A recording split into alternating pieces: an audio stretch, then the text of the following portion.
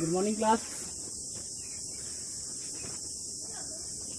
Tool engineering की next class में मैं आप लोगों का हार्दिक स्वागत करता हूं। लास्ट टाइम पे हमने सिंगल पॉइंट कटिंग टूल के बारे में पढ़ा था। अब हम पढ़ेंगे मल्टी पॉइंट कटिंग टूल के बारे में। मल्टी पॉइंट कटिंग टूल जो है ये हमारा नाम से ही विदित है। बहुबिंदु कर्तन औजार होता है और इसमें एक से अधिक कर्तन धारें होती हैं, जैसे मिलिंग कटर, ड्रिल, बरमे, ब्रोच, रीमर, अपघर्षक पहिया, ग्राइंडिंग व्हील आदि। बहुबिंदु कर्तन औजार जनरली 3 टाइप के होते हैं। पहला हमारा रेखीगत बहुबिंदु कर्तन औजार, दूसरा घूर्णीगत बहुबिंदु कर्तन औजार और तीसरा रेखीय एवं घूर्णी गति बहुबिंदु कर्तन औजार। पहला रेखीय गति बहुबिंदु कर्तन औजार के बारे में पढ़ेंगे। इस वर्ग के अंतर्गत ऐसे बहुबिंदु कर्तन औजार आते हैं जो कर्तन के दौरान रेखीय गति करते हैं, जैसे ब्रोच। दूसरा है घूर्णी गति कर्तन औजार, घूर्णी गति बहुबिंदु कर्तन औजार।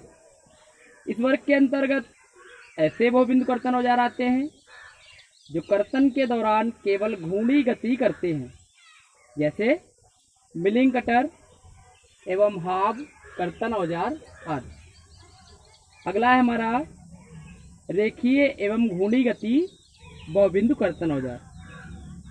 इस वर्ग के अंतर्गत वे बहुबिंदु कर्तन औजार आते हैं जो कर्तन के दौरान रेखीय और घूर्णी दोनों ही प्रकार की गति करते हैं, जैसे ड्रिल, रीमर, बोरिंग औजार आदि।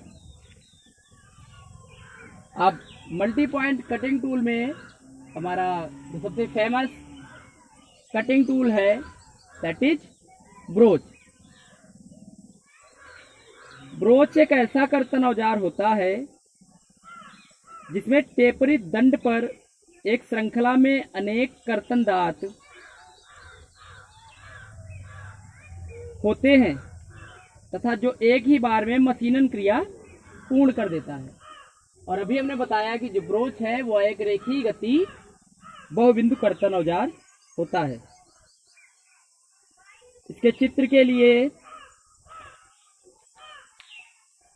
हम आपको इसका चित्र दिखा देते हैं।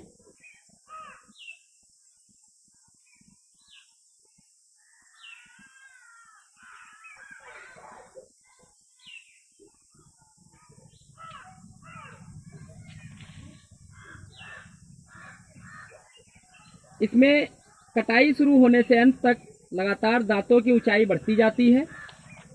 चित्र में दिख रहा है दांतों की जो ऊंचाई है वह बढ़ रही है।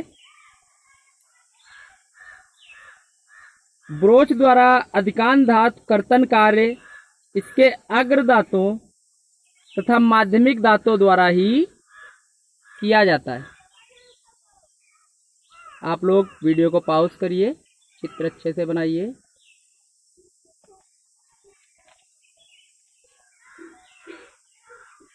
इसके अंतिम दांतों द्वारा मशीनित पृष्ठ को सही आकार एवं सही परिष्कृति जैसे सरफेस फिनिशिंग प्रदान करने का कार्य किया जाता है।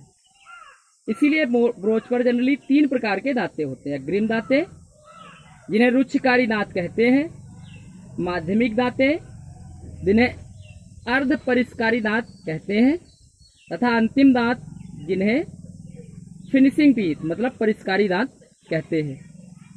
ब्रोचन क्रिया के दौरान मशीन पर ब्रोच को तो छिद्र में से अथवा पृष्ठ के ऊपर से खींचकर या धकेलकर गुजारा जाता है।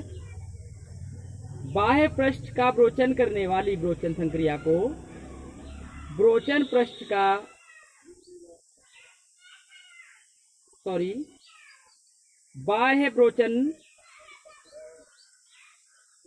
बाह्य पृष्ठ का ब्रोचन करने वाली ब्रोचन संक्रिया को पृष्ठ ब्रोचन या बाह्य ब्रोचन कहते हैं, जबकि किसी छिद्र का परिष्करण करने वाली ब्रोचन संक्रिया को आंतरिक ब्रोचन या छिद्र ब्रोचन कहते हैं।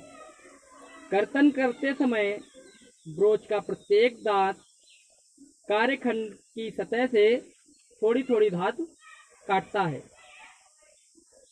थोड़ी थोड़ी धात की जो यथार्थता होती है प्लस माइनस 0.0013 mm होती है तथा 0.8 से 3 माइक्रोन तक की सरफेस फिनिशिंग इसके द्वारा प्राप्त की जाती है। ब्रोच के तत्व की बात करेंगे तो जनरली ब्रोच के जो होते हैं वो मेनली 12 तत्व होते हैं। फर्स्ट वन है हमारा कर्षण सिरा, इसे शंख भी कहते हैं। कर्षण सिरे पर एक शंख की पूरी लंबाई में ब्रोच को ब्रोच पुलर की सहायता से ब्रोचन मशीन पर पकड़ा जाता है। इसका दूसरा भाग है अग्र पायलट। अग्र पायलट में ब्रोच को कार्यखंड के छिद्र में संरेखित किया जाता है। फिर है कच्छदांत।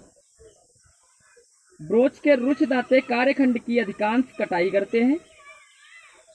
उसके बाद अर्ध परिष्करण दांते।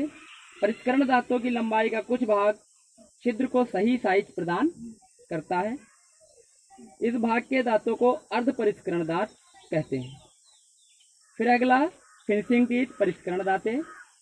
इन दांतों का साइज छिद्र के साइज के बराबर होता है। ये दांते सतह को परिष्कृत करते हैं। फिर है पश्च पायलट। ब्रोच जब अंतिम दांते तक छिद्र के पार हो जाता है तब पश्च पायलट उस छिद्र में सहारने का काम करता है। फिर है पश्च टेक। लंबे ब्रोचों को पश्च टेक वाले सिरे पर सहारा जाता है। फिर है अगला स्थल। दांते के उस भाग को स्थल कहते हैं जो वास्तविक कटाई करता है। इसका कुछ भाग पीछे की ओर झुका होता है और अवकाश कोण प्रदान करता है। फिर है हमारा अवकाश कोण या विमोचन कोण। इस कोण के कारण स्थल का पूर्ण भाग कार्यखंड की सतह पर रगड़ नहीं खाता। इसका मान रुक्ष दांतों पर 1.5 डिग्री से 2 डिग्री तक तथा परिष्करण दांतों पर 1.5 डिग्री तक होता है। फिर है रैक एंगल रैक कोण। इसे हुक कोण या फलक कोण भी कहते हैं।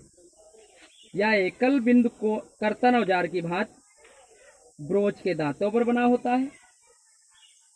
रैक कोण कटे छिलके को सुगमता से फिसलने में सहायक होता है। फिर है पिच।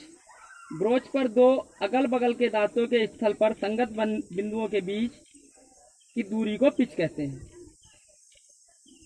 फिर है दांतों की गहराई। यह ब्रोच ब्लैंक पर काटे गए दांतों की ऊर्ध्वाधर गहराई होती है। ब्रोच के इन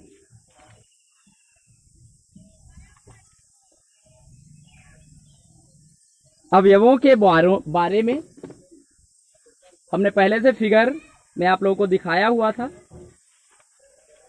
कुछ अन्य अवयव के बारे में आप इस चित्र के द्वारा और भी अच्छे से समझ सकते हैं। फिगर आप लोग अच्छे से ड्रॉ करना। कोई भी अगर आपको प्रॉब्लम होती है तो मैंने कॉन्टैक्ट नंबर पहले ही शेयर कर रखा है। आप मेरे पास फ़ोन करके और अपना कोई भी डाउट क्लियर कर सकते हैं। Thank you class.